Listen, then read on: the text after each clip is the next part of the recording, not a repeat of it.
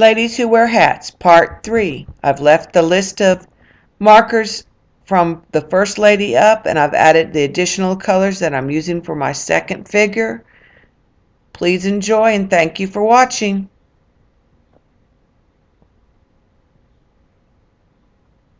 Basically, I used the same supplies. I just added a couple more colors for the dress for the second girl. And you can see there's a haze over the brown dress. That's the Mod Podge that's still drying. I start with my skin again. I've already fussy cut my figure.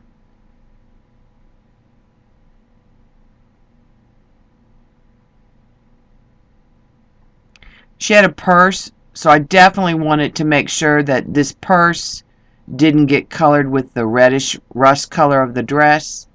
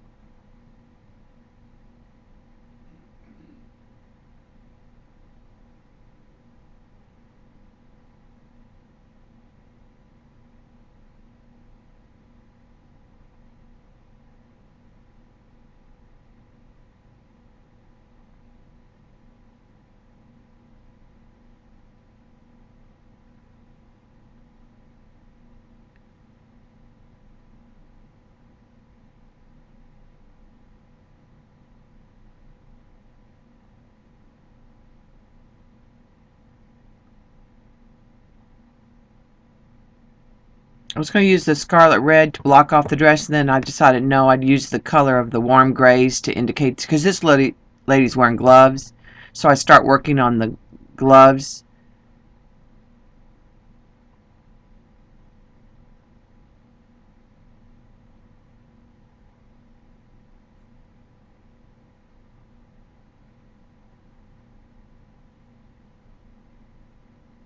And I'm using the same colors for the lace, the warm grays.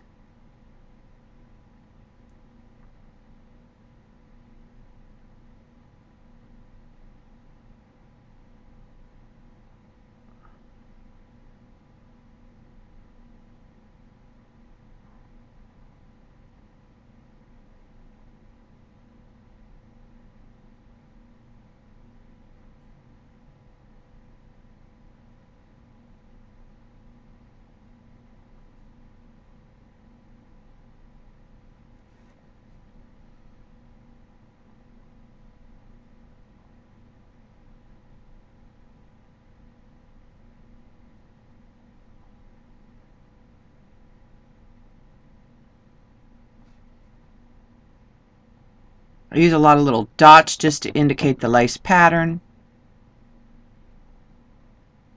I even go in with a little bit of the golden ochre just to give it a little more of an ecru color.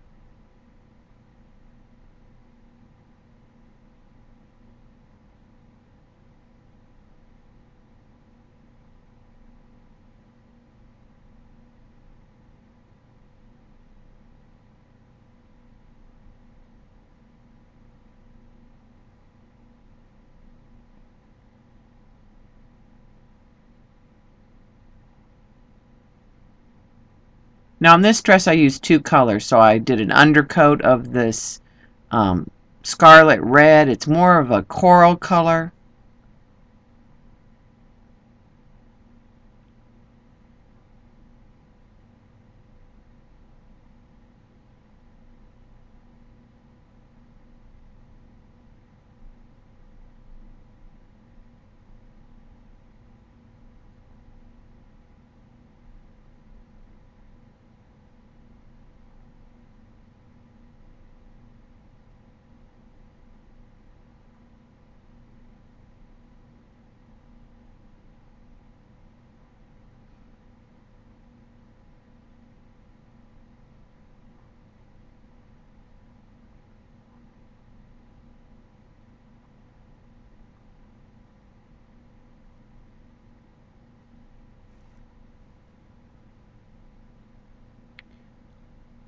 A lot of times I'll move back and forth between areas because I'm trying to let that first layer dry and have a little bit more permanency.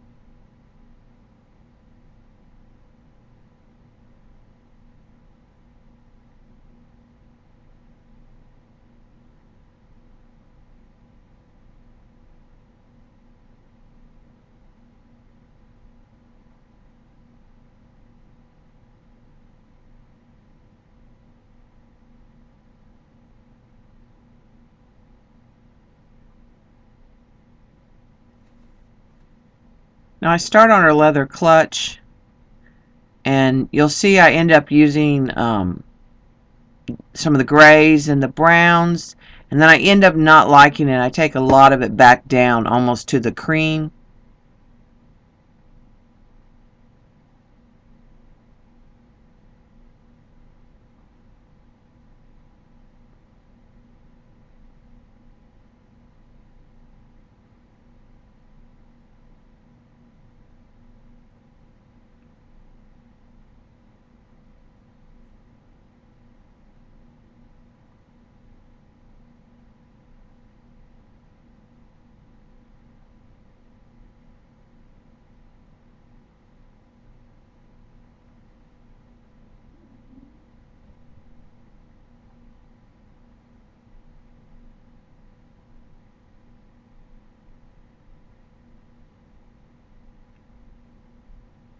I give her shoes. I even go back in and change the color of these shoes,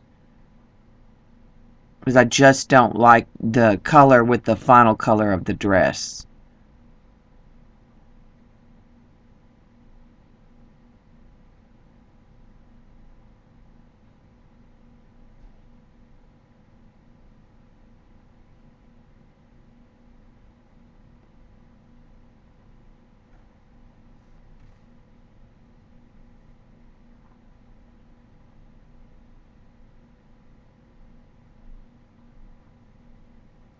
Now I'm using the Indian red and starting to lay in the details of the dress and darken it up and add your detail lines, your bias.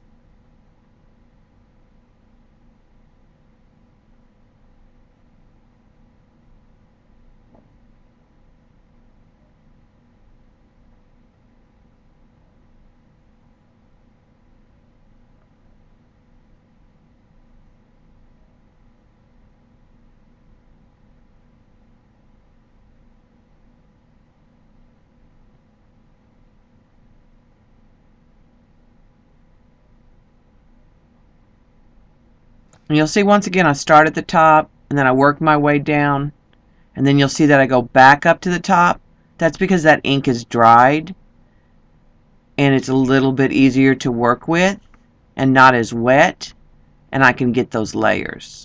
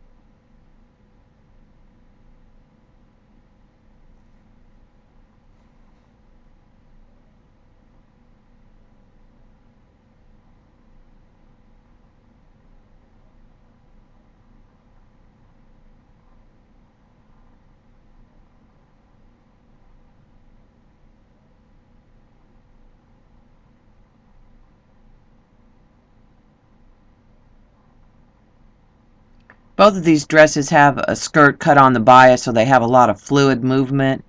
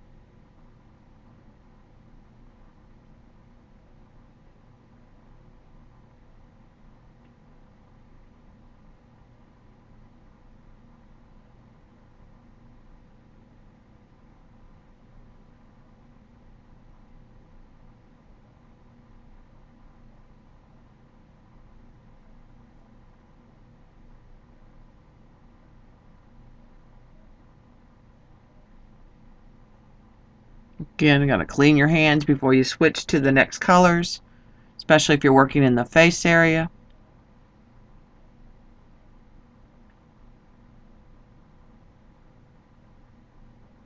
This is where I go in and change the shoes and modify the purse a little bit. Again, I'm using a lighter color to lift some of that previous color and wipe it out.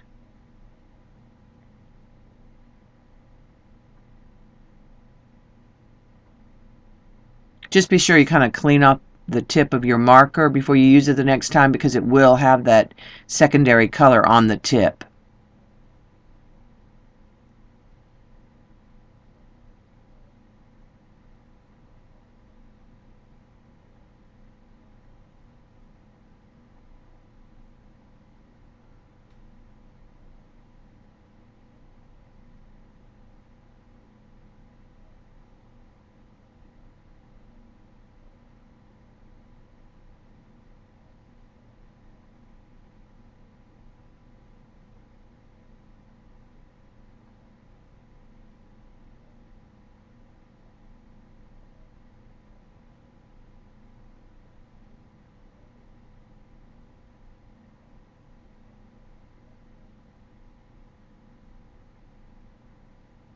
And just a little bit of a black outline to the gloves and to the purse.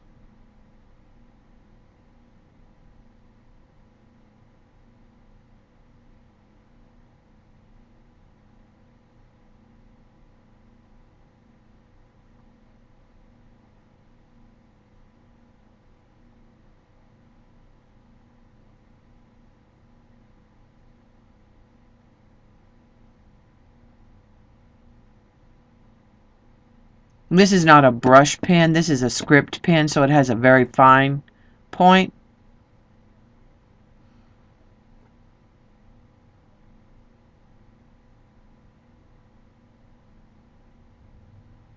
I'm just adding a little bit of a cast shadow on the left side and underneath, just to give a little bit of the 3D. Just helps them stand out from the page a little bit. Sometimes I'll really smear this out to kind of give an illusion of a shadow. And I'm going around some of the ephemera to also on the left side, just to kind of give it a little bit of a shadow.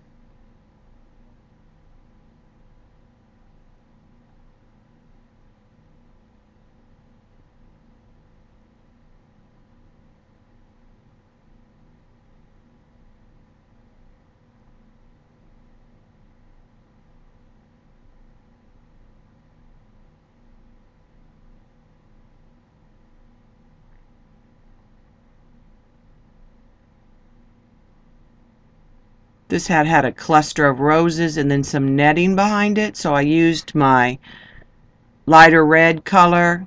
I used my grays to come in and create the actual hat. And then I came back in with the darker reds.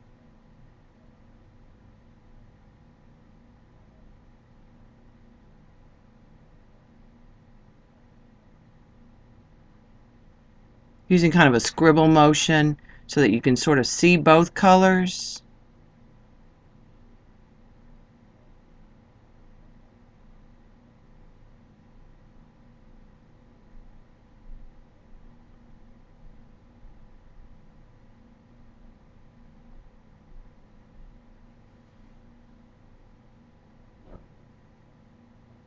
And I use that black just to go around that outside of that hat to give it a little definition.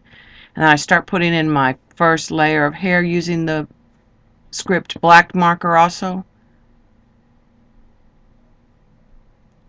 Starting to give some of the details of the face. Again, very small, so it's just an illusion. I usually use the cinnamon color.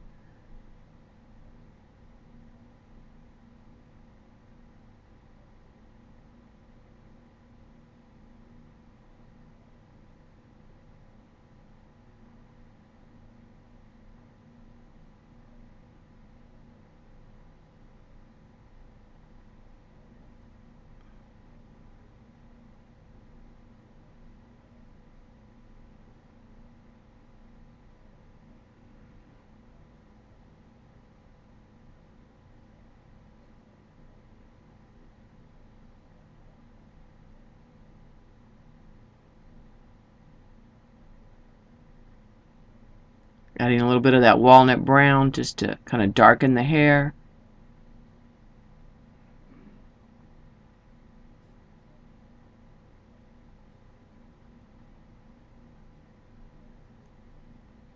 On these eyes I have them open and she's looking forward.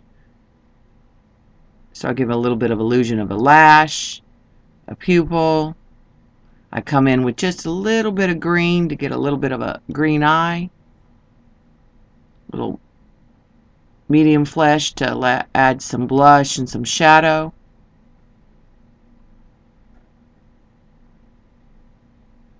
A little bit of my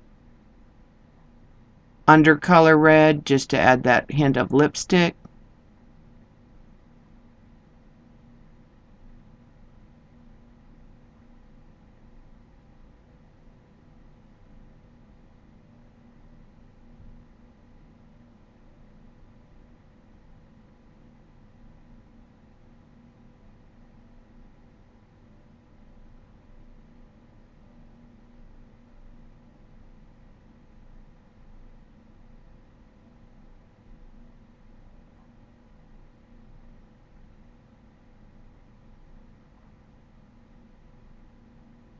Okay, it's time to add the Mod Podge.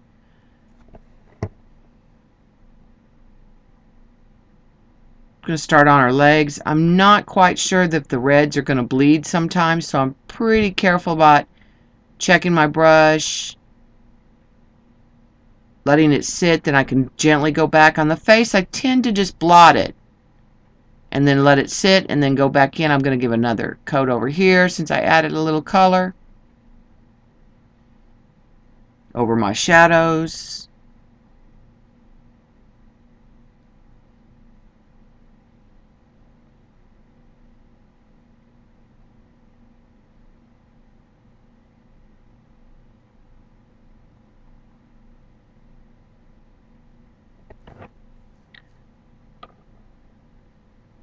Alright, I decided not to put the polka dots on the red dress, but the brown dress. So I'm using a #1 round and light buttermilk Americana paint.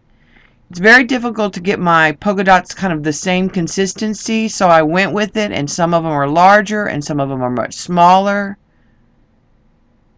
But I like the texture that it gave to the dress.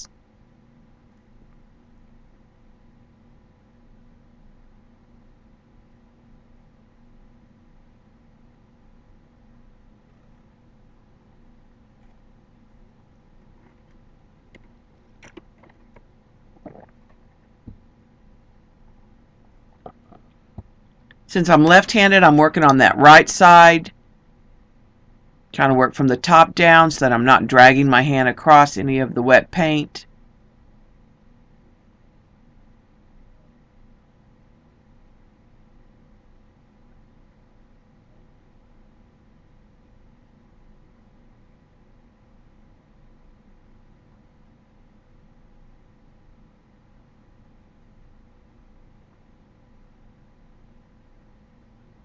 This also helps distinguish those brown gloves. They stand out a little bit more when you're looking up close at the painting.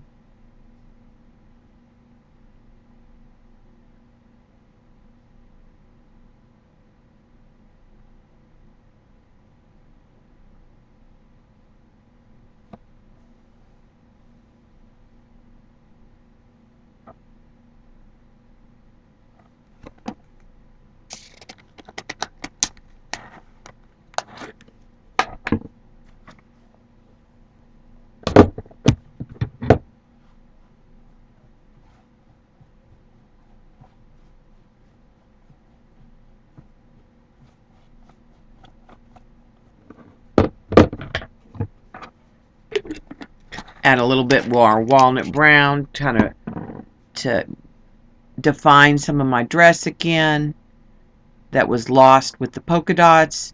It also helps make some of the dots be half a dot or off the edge or look like they're falling into a shadow. All right, here's a little bit of a close-up view. Sorry for the shaky camera.